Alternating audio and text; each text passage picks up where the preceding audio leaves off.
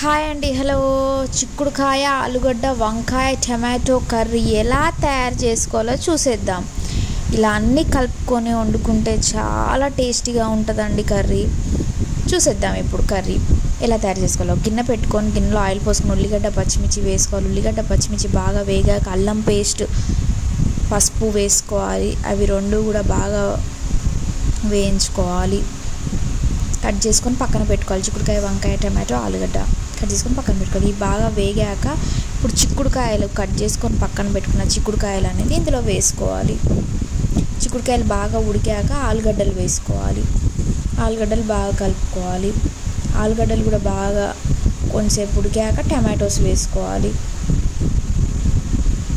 బాగా కలుపుకోవాలి. టమాటోస్ ఇవి కూడా కొంచెంసేపు ఉడికిన తర్వాత వంకాయలు వేసుకోవాలి.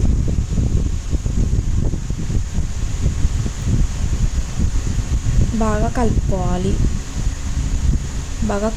ఇప్పుడు ఈ కూరగాయలన్నీ బాగా ఉడకనివ్వాలి. మంచిగా ఉడికిపోయినాయి కదా, ఇప్పుడు తగినంత సాల్ట్ వేసుకోవాలి.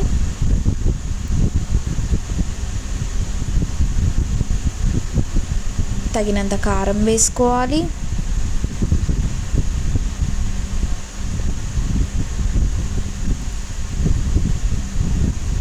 తగినంత మసాలా వేసుకోవాలి.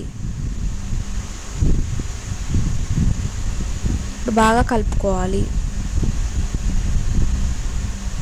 మంచిగా ఉడికిపోయింది కదా, ఇప్పుడు లాస్ట్కి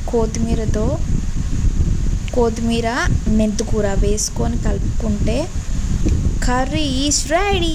tasty curry is ready. Thank you for watching.